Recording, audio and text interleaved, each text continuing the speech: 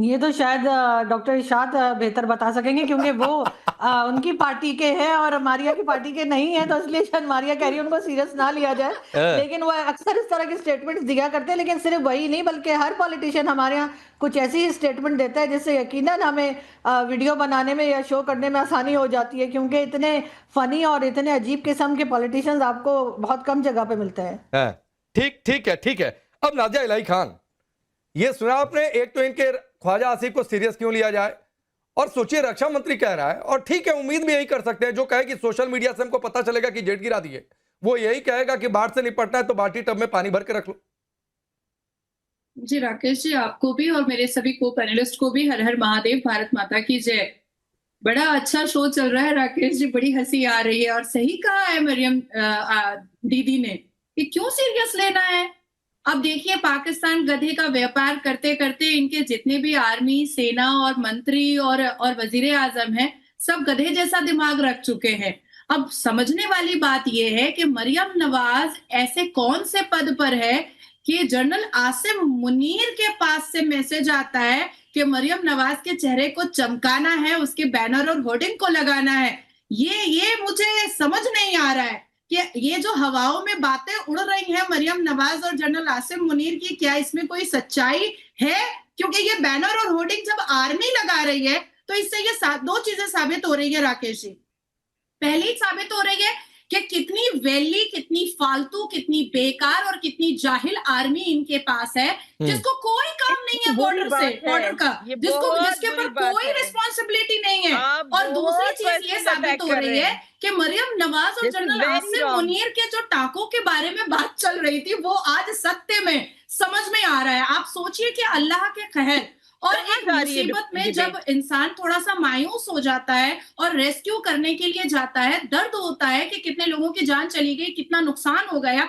ऐसे सिचुएशन में ये लोग कॉमेडी सीरियल चला रहे हैं, ये लोग अपना अपना परचम लहरा रहे हैं। कितनी बेवकूफ कौम है ये और कितना बेवकूफ देश है ये इनकी हरकतों से, इनके शब्दों से और इनके कार्यों से समझ में आता है। ये पाकिस्तान नहीं है, ये आपके लफ्जों से लग रहा है आप इतना ज्यादा पर्सनल रह के इतना पर्सनल अटैक कर रही हैं।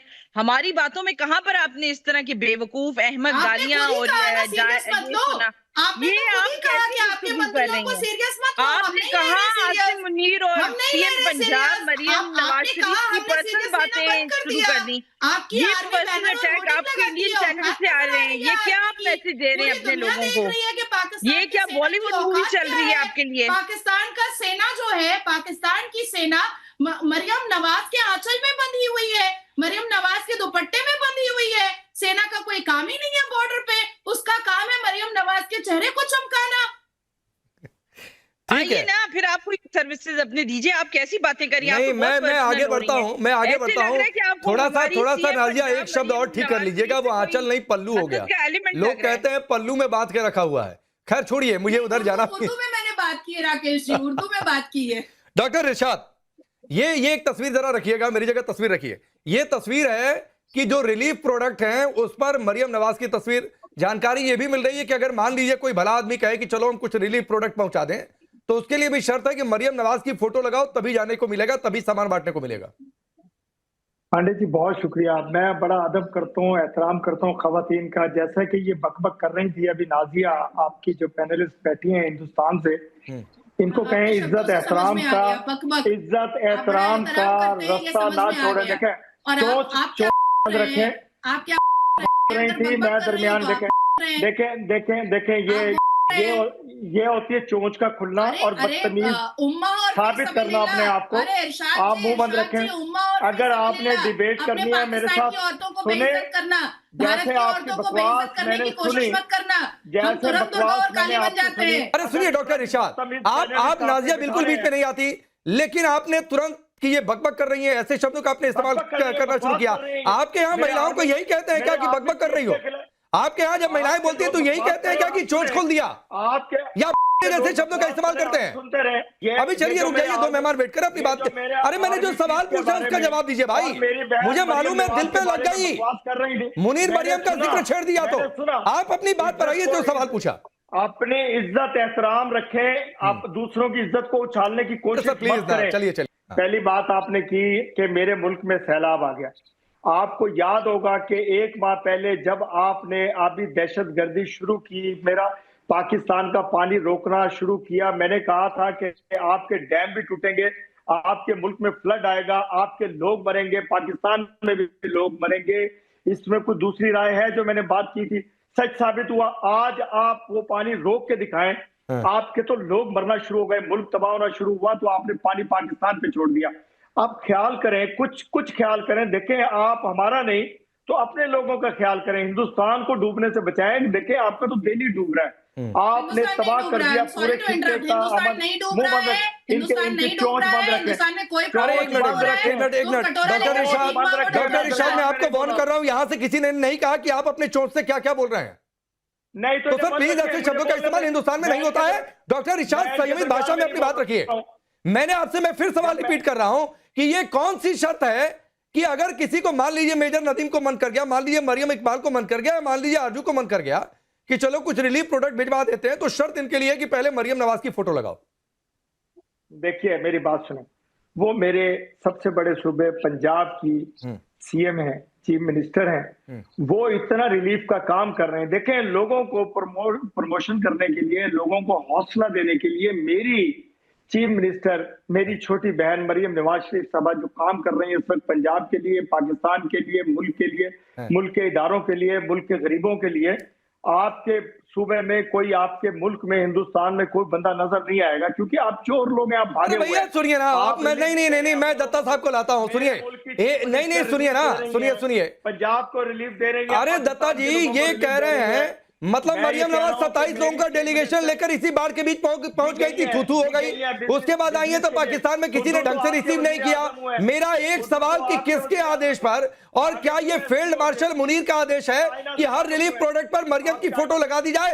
इस पर इनकी चोच नहीं खुल रही है। बहुत चोच ये बोल रहे हैं, लेकिन इस सवाल पर इनकी चोच नहीं खुली। चाइना से भागे, आपके वजीर आजम चाइना से भागे क्यों है, मुझे ये बताइए। भागे नहीं भाई, सबसे पहले भागे नहीं। एक मिनट दत्ता जी, सुनो इरशाद भाई, सुनो, भागे नहीं, अपना दौरा पूरा करके आए। मिलिट्री परेड के लिए भी इनविटेशन था, लेकिन हम किसी सैन्य गतिविधि में दूसरे देश की हिस्सा नहीं लेते हैं, ये हमारे देश की पॉलिसी है, इसलिए मिलिट्री परेड के लिए नहीं रुके। दौरा जितना था वो दौरा पूरा करके भारत के प्रधानमंत्री अपने देश वापस चले आए। चलिए दत्ता जी को सुनिए। हाथ मिलाना पसंद। राकेश भाई, इनका बोलना बंद हो तब तो मैं बोलूं। सबसे पहले हर हर महादेव और जय श्री राम हर किसी को। मैं इस पे नहीं जाना चाहता हूं कि मुनीर साहब और मरियम नवाज के बीच में क्या पाकीज़ा मूवी हो रहा है या नहीं हो रहा है, उस पे मुझे जाने की कोई आवश्यकता नहीं है, ना ही मैं जाना चाहता हूं। इन्होंने कहा है कि 3 महीने पहले डंडा मारे थे। अरे आपके अरे जनाब सुनिए ना, फील्ड मार्शल पहले सुनिए, आप सुनिए, हिंदुस्तान सुनिए, पहले सुनिए, सुनिए, आप सुनने की क्षमता रखे पहले, आप सुनने की क्षमता रखे आप, नहीं तो आप ही की जुबान से मैं आपको धो डालूंगा। थोड़ा सा शालीनता रख के क्षमता रखिए सुनने का। आपने कहा 3 महीने पहले डंडा मारा, डंडा तो हम लोगों ने मारा, तबाह कर दिए, जिसके चलते आपके defence minister, deputy prime minister खुद कहते हैं कि पाकिस्तान के एयर स्ट्रिप और पाकिस्तान के सारे जितने हवाई अड्डे हैं सबको भारत ने तबाह कर दिया, जिसके चलते हम लोगों ने गुहार लगाया भारत के सामने कि युद्ध विराम कीजिए, सीज फायर कीजिए। ये आपके डिफेंस मिनिस्टर और डिप्टी प्राइम मिनिस्टर की बयान है, मेरा नहीं है। गए थे ना शंघाई कोऑपरेशन में कटोरा लेके, भीख दे दो, भीख दे दो, भीख दे दो, ठेंगा मिला वहां से। चीन ने भी थप्पड़ मार के आपके वजीर आजम को भगाया और पुतिन ने तो देखा तक नहीं। ये तो हैसियत है। आपने बिल्कुल सही कहा, सिंधु समझौता बंद किए हैं, जाड़े के मौसम में पानी नहीं देंगे, बरसात के मौसम में नेताओं को सीरियस मत लो। वो आप यहाँ पर जो हरकत कर रहे हैं ना, गिरी हुई हरकत, और ये करने वाले 2 कौड़ी की हरकत, वो बता रही है कि आपको सीरियस नहीं लेना चाहिए। आपको ना तो मरियम इकबाल का फिक्र है कि आपके मुल्क की एक महिला बैठी हुई है, ना आरजू की बात है यहाँ का, तो नाजिया का फिर भी छोड़ ही दीजिए सर। तो ऐसे भद्दे इशारे ही आप कर सकते हैं। और इतनी आपकी सोच गिरी हुई हो सकती है। मानसिक दिवालियापन है आपके यहाँ नेताओं में। मैं ये डॉक्टर इरशाद, पागलपन का इशारा है, ये पागल है ये। नहीं पागल तो फिर आपका पूरा मुल्क है भाई। पागल तो आप मंत्री है, जो मरियम इकबाल भी कह रहे हैं की तरह आपकी जो कहे बाल्टी टब में पानी भर लो की तरह आपकी व्यवहार है। आपके पे भी ऑपरेशन सिंदूर चाहिए, समझ गए ना? एक मिसाल काफी होगा आपके लिए। पागल की तरह आपके व्यवहार है, मानसिक संतुलन खो चुके हैं आप। मुझे तो लग रहा है कि आप पागल खाने से निकल के आइए, जाइए वहां पे वापस जाइए जो आपकी असली जगह है। पागल खाने पे वापस जाइए आप। जुबान है नहीं, चले हैं डिबेट करने। तथ्य है नहीं, चले हैं डिबेट करने। डिबेट करना है तार्किक आधार पे कीजिए। You crackpot, senile, abnormal fool you are. Crackpot you are.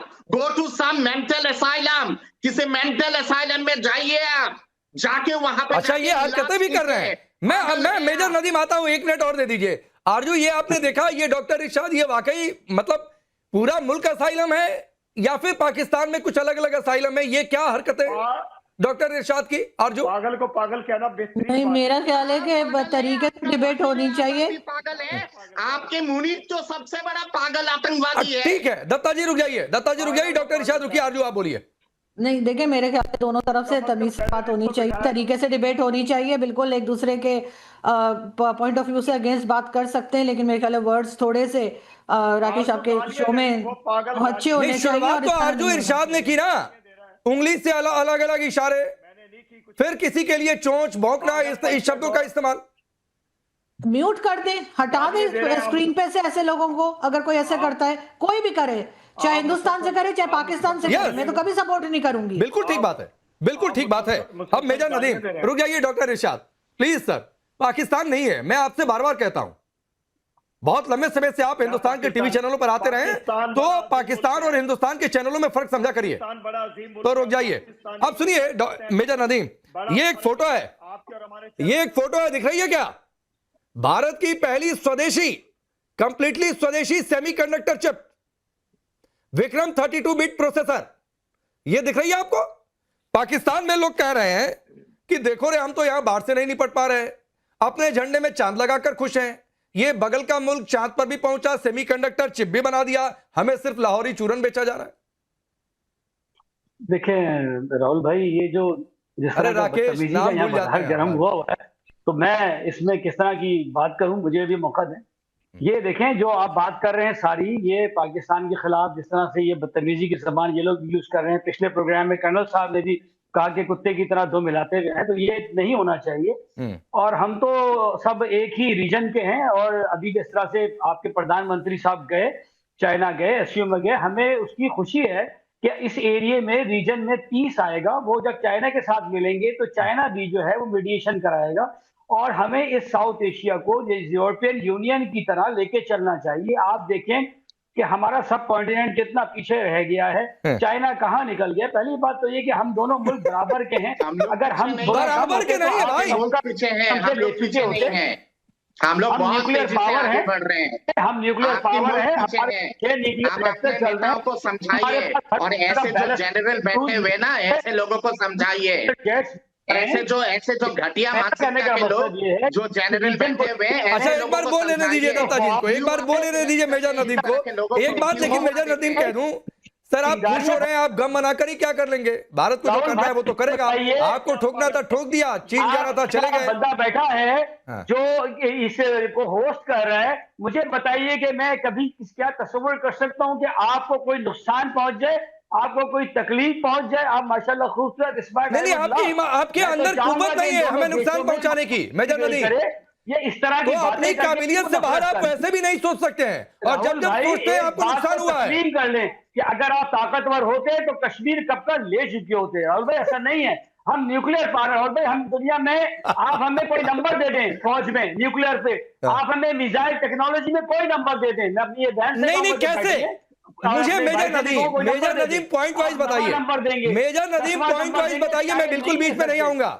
आप बहुत बड़ी पावर है, आपके यहाँ सेना लग रही है मरियम नवाज का चेहरा चमकाने में, बावजूद कि लोगों को रिलीफ दिया जाए। वहां पर आदेश है कि मरियम की फोटो हर जगह लगाई जाए, यहां पर भारत ने सेमीकंडक्टर चिप बना दी अपने